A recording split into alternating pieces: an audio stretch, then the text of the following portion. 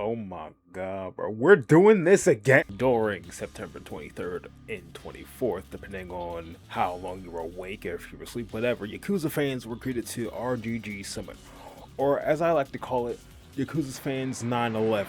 Besides that piece of language. Besides that failed abortion that is Kiwami 3 and Mine Gaiden, we were teased about another Yakuza live action adaptation. This is the third time they're doing this, bro. This time from a Japanese studio, Nihon Touitsu. After doing 5 minutes of research, Nihon Touitsu is a long-running Japanese drama series about unifying a major Yakuza organization. I'm unequipped to talk about anything that happens over there, but from what I can gather, they tend to do low-budget J-dramas. Now, I can't rag on them, because from the looks of it, they are popular enough, so who knows, maybe the stories are good. That's besides the point. This is Nihon's adaptation of Yakuza. This game has had 2 adaptations, 3 if you count the stage plays. I won't be. So, this is the 3rd adaptation that we've been graced with. I swear to Goku, how many Yakuza 1 adaptations are we going to get? Forget it. As long as it's good. It was actually decent? What the hell? An adaptation of Yakuza and it's actually watchable? Well, that's it, right? Okay, the video's over. Right. No.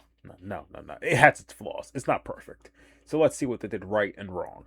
Now this won't be like the Amazon Yakuza show, where I was reviewing with rage and malice. This time, I'm going to be critiquing the show with fair criticisms. It's going to be an actual review, not me screaming. I will be screaming, but it will be tasteful. This will be a tasteful review. No place to start like the story. Oh yeah, the footage you're going to see, the reaction is from me and my chuckle nut fucker friends. I'll put this out, I am not responsible for what they say, nor should you care.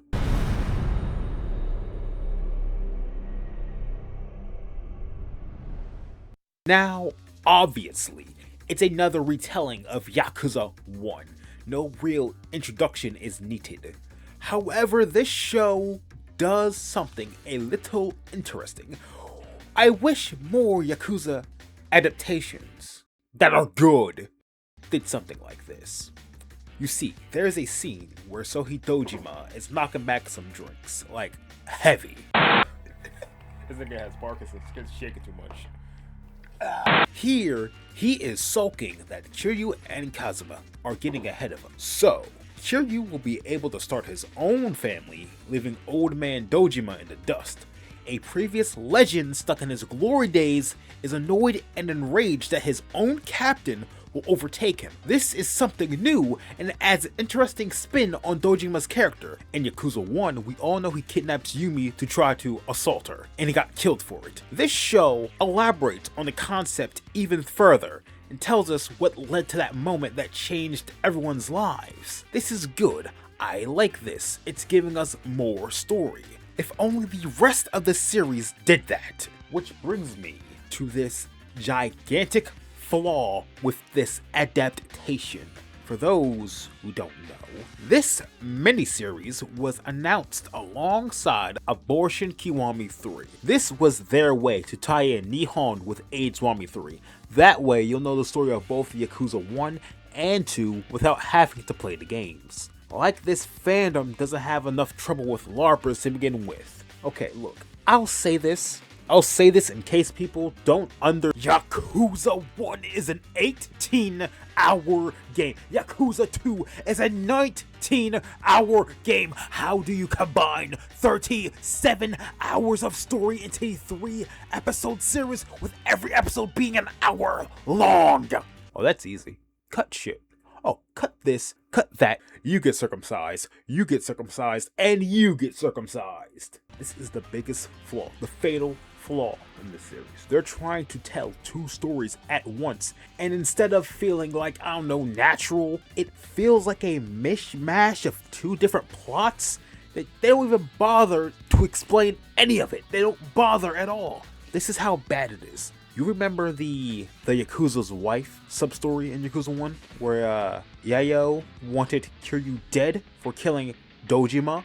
Well, that's here in the series too. But this scene solely exists so they can segue into Yakuza 2. She tells Kiryu outright about Daigo, where he is, and asks him to come back to the Tojo clan. Now, Daigo's story in Yakuza 2 was that he's still in his rebellion phase. He's living off the high of his late father. He was dodging responsibilities until Kiryu told him it's time to man up and take charge. Although his development in Yakuza 2 is a little weak, we see him take charge and we see him become the leader, and finally we see him as the chairman of the Tojo clan. This show removed all the character, all the development, and everything that made Daigo just slightly interesting. I swear to Goku, Kiryu just walks in and said this. Daigo, I need you to be the 6th chairman of the Tojo clan. No, fuck off. I am now the 6th chairman of the Tojo clan. Be like how they're gonna do Yakuza 2 in Y1's plot. What the fuck? Maybe. He's right there, yeah. Oh my god. That's him. That's it. That's all we have. No Kawara, no Terada, no Yingwu Mafia, no Ryuji. How the fuck do you remove Ryuji? With them cutting out 60% of the story, they must fill in the gaps by having characters stand around and do nothing but talk. Just talking. I know, Yakuza is a mock of J-dramas, but for goodness sake, it's nothing but characters explaining the story and events that we were supposed to be seeing. Side tangent. Do you remember Shinji's girlfriend from the Zobaland? The same place where Kiryu and Majima had their second fight. Well, if you answered yes, they cut out that entire section from the show, and in its place is Kiryu and Shinji's girlfriend talking in West Park because we just needed more scenes of characters just standing around and talking. Oh, I think I know. She was supposed to be. She's the stand-in for the girlfriend in the Soapland. Yeah. Decided to skip that, I guess, because it's too expensive. Oh, man. Can't afford to have a man fucking ram a dump truck wherever the fuck through the entrance. I wanted to see Kiryu punch a statue, bro. It ruins the pacing of the show, and yes, while we do need some slower moments, I feel like it would have been better if these moments were centered around how the characters felt, their relationships with one another. I don't know, maybe seeing them bond. Instead, we got, let's talk about the story so we don't have to film this expensive ass set piece scene. So the story feels congested, or bloated, if you will. They try to explain too much using the little time that they have. It comes off as boring because I don't really care about what they're saying, mainly because of telling us about it. I'd rather see it. I get it. It's a budget issue. But really, no prison fight? No Lao Kai Long? No Arasi? No nothing? It's just gone to make way for story time? So they can get to Abomination Kiwami 3. I swear, if that game didn't exist, if it was just focused on Yakuza 1, this would have been amazing, great, perfect even. But this approach of telling two stories is bland, uninteresting, and of course, boring. Well, enough about the story. Let's look at something else. The actors.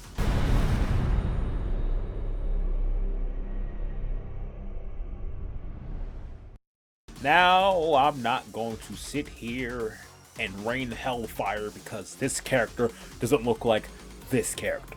I know I did it with the Amazon Yakuza show because they had no excuse to do any of this.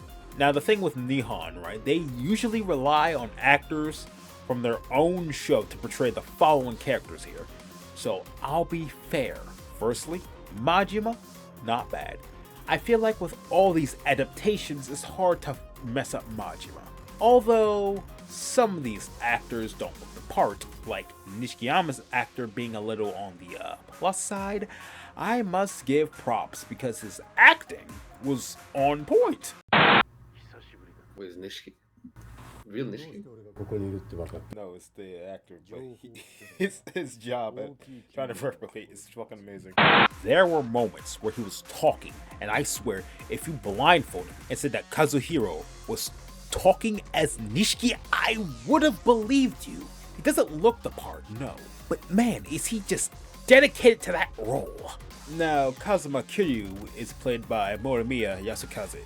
Yakuza fans may remember this guy as he was Shishido from Like a Dragon God's Mistake. First, he was getting punched in the face by Kiryu, now he is him. And to be honest, he does a decent job too, the strong, silent type. I mean, they got the right framing. Yeah. Punk can't put the bowl down. What the fuck? So hungry, man. He's so hungry. Muncher, damn. Bro, Damn! it's a lunch, man. He gotta eat, dude. I mean, he doesn't really have the looks.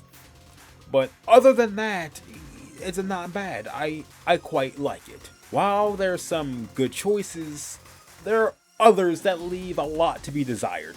Not to say that they're bad, no, but let's use Shimano, for example. Now, when I think of Shimano, I think of a 6'5", towering, threatening man.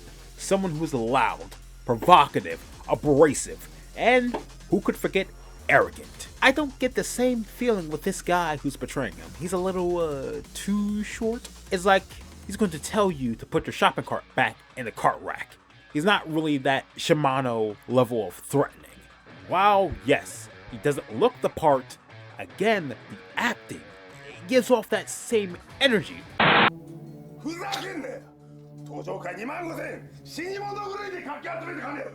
he may not look like him, but he got the energy down, so I love it. Yeah. Yeah, he got this crazy. You could say it's a realistic looking Shimano, but I don't know. Sure, at least he plays the part well. Assuming these actors were allowed to look at the source material to get a reference, unlike another adaptation, I'm not gonna talk. Wow, not bad at all. Not to mention, they've been doing this little show for over 10 years. The acting in this show is one of the highlights. Even if it's a whole new adaptation of something they're probably not familiar with, the acting is just on point. Yeah, sure, some of the actors don't look like their counterparts. Let's see him. Yeah. He looks like Angry Joe. Oh my God. He does. Asian Angry Joe. I give this a badass approval. You could still see the level of care, the level of dedication. And throughout this section, I just keep replaying this Yuya scene over and over because I don't care. This guy, not only did he look the part, he had the energy fucking down packed. Whoa. That's fucking Oh, spot there's on. spot on. Yeah, that's That's really good. close. Wow, that's really good too. Holy Holy shit. shit. Oh my God. He just made an Oscar today.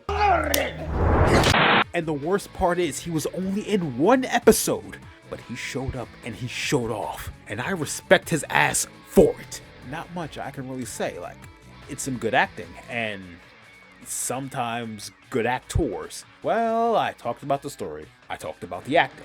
What else is there for me to discuss with this?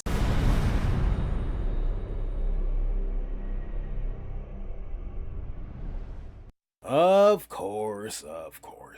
I must talk about the music, right? Is that what you want? Is that what you want me to say? Fine. The music is okay. It's just Kiwami tracks, that's all. Moving on. It's time to address the elephant in the room. That's fine. Look at That this would be funny if crusty they ass included name. it. Oh boy. Now, remember when I said that these Nihon dramas are usually, low budget? Well, it's very prevalent here. Obviously, going to such a busy location in Japan to try and get usable footage would be near impossible. Not to mention, they would have to buy out areas, hire extras, etc. That won't work. They need something to be quick and easy. Now, as a studio, what are you to do? I like how they What? switched to like Kiwami too. Why is it so fucking green? Kiwami. This is how it is in Kabukicho, man. Look, man, you can call it lazy all you want. This is cute. I love this. This is so fucking charming. If the series was just focused on Yakuza 1 and just like this, it would have been peak fucking fiction. However, it's really jarring at times. And since I was cursed with Yakuza autism, I can spot what game is being used in these green screen scenes. Reminds me of Some old more James game Bond footage. movies. Alright. Oh, so Guys, we green. can't afford the monitors we need. It looks like Yakuza 4. What the fuck? No, that's definitely Yakuza 3 or 4. I can't even get the games right. Well, what about the actual sets? That's not behind the green screen. Oh boy. Look, I get it. They're on a budget. But at the same time, it's like... This is not a tattoo parlor. This is like a fucking apartment. It's a loft, bro. What am I looking at here? I will never get over that one scene in episode 3 where Kiryu and Kazuma reunite after, you know, Kazuma's been shot. Instead of being like, you know, in a boat on the docks, they're in a fucking warehouse in the back rooms. Like, literally, what the fuck? What is this place? Why are we even here, bro? Why do you throw him in the back like this? This is like the same fucking room you fight Mirror Man and Yakuza 7. It's the warehouse. You fight massive man in Yakuza. No fucking 0. back rooms, bro. Okay, like even in the What is this fucking place? in the context of this, like the story, this don't make sense. Why would they throw him in the fucking back room? I won't deal with this shit. Go in there, bitch. Listen, if these are the sets, where'd most of the money go? Well, it wasn't the special effects. I'm going to talk about them anyway. With a series like this, Yakuza is known for having such over-the-top action sequences. Yes, this show does deliver. They decided to go the extra mile and not only give Kiryu aura, they gave him battle stances, like straight out of Kiwami battle stances. The only bad part of this is it uses the new version, but whatever. Oh my god, he was worse on it, bro. Oh my shit. What the brawler? Oh hell no. He gone beast. Okay. She got the style aura. Holy shit. Already. Random ass get his ass beat. I'm gonna say something that sounds completely off topic, but it's relevant. You have to let me cook. Just listen to me. Despite the Kiwami 3 atrocity, this show, it feels like a love letter to Yakuza fans. Even if it's the Kiwami fans, not the OGs, but you get the point. It's a love letter. What do I mean by this? Listen. To do both a crime drama and a comedy show at the same time and pull it off.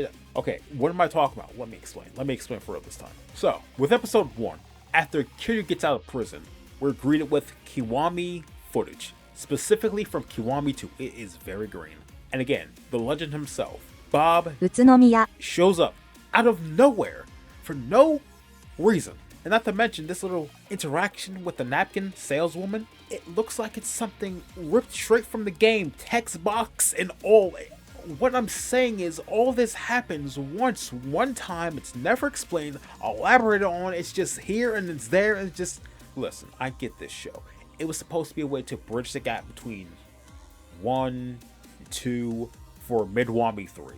Yet they took the time. They wasted the money. They filmed these little moments for no reason other than fan service. It didn't take itself completely seriously like it did in the first 20 minutes. They were having fun with it. This is what I mean when I say this show is like a love letter to Yakuza fans. Listen, this is the second adaptation of Yakuza that didn't take itself seriously. It embraced the goofy side of Yakuza. It shines on the absurdity of the franchise. It laughs at itself to take a break from the tension. This is not Tekken, guys. Come the fuck on. Is he gonna do the charge up where you have to do the Kiwami action? That's it. Damn. Bro got hit one time, it's over. Beast can't do all that, bro. Beast is not all that, bro.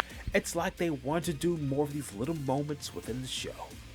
but they were on a severe time crunch for one, and two, they remembered that they were supposed to be telling 2 stories at once. So they dropped the jabroniism and opted to speak in only exposition. Now, let me rephrase. This show felt like a love letter to Yakuza fans. Before we were reminded of its actual purpose. Now, if you will, please, just imagine if Cow Dung Kiwami 3 didn't exist and we just got Yakuza 1 in the style of a Nihon show.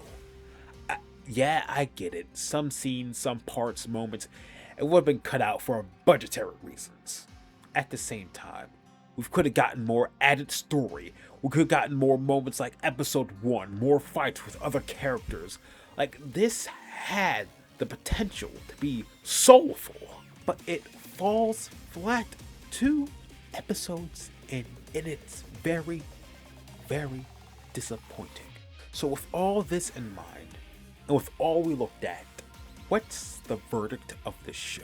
Yakuza, powered by Nihon Touitsu. I really wanted to like this series. I did, yet it keeps making the same repeated mistakes as the earlier adaptations, like Takashi's Mike Yakuza. I love that. It's unironically a very fun watch. But it doesn't work if you're a diehard Yakuza fan. It cuts out so much of the grander moments from the games, a 6 to the core of Kiryu vs Majima, and then Kiryu vs Nishiki. That should be fine, but you look at it, you see it, and you think, what if we got that fight, that Coliseum fight with Gary Buster Holmes? What if we got this? What if we got that? What if we had that one fight at the nightclub with the Colored Gang? It's like they were given a massive stage to reenact of Mice and Men, but they only use a small corner in the back with no real effort, no real skill, just something that's there. Like a Dragon Yakuza, that piece of This show had the budget to be something. It had the budget to be bombastic. It had the budget to give us all these iconic moments from the games. And yet the writers and the directors, they must have rode on the short bus in their youth and decided to use the Yakuza name to tell their fucking custom OC story, Do Not Steal. Like, if this was called anything else, literally anything else, I wouldn't have given a shit. But since they use the Yakuza name, it infuriates me. It does nothing but infuriates me. Nihon's Yakuza had a micro budget, but they had a dream, and they had the charm. They wanted to put Yakuza on the screen, something that looks like Yakuza through and through, especially in the presentation. Yet it fails because they had to do so many things. They had to do too many things at once. They had to include Yakuza 2. They had to tie it in with shit-ass Kiwami 3. They had to gut out 2 entire games to make it fit in a 3-episode package. I keep saying what if, because what if we did get a faithful adaptation of Yakuza? I keep saying that, but it's been over 20 years. We had 3 different studios. We had 3 different directors, writers. They all tried, they all failed. Perhaps it was just never meant to be. Now, as it stands, we're 0-3 with these adaptations. But me personally, I like Takashi's Mike adaptations. For me, it's 1 for 2. It's 1 for 2. But if not, we're just 0-3 with these adaptations, dog. Maybe one day we'll get something that's faithful through and through. Maybe we'll get something that can expand the story in an effective way. And maybe we'll get to see Kiryu punch a statue. But the actual question of all this is, do I recommend Nihon's Yakuza? Well, if you want something cheesy to watch and laugh with, then yeah, I do. But if you wanted a faithful adaptation, I mean, sure, but don't get your hopes up. It's fine, but nothing special. That's it. It's a real shame.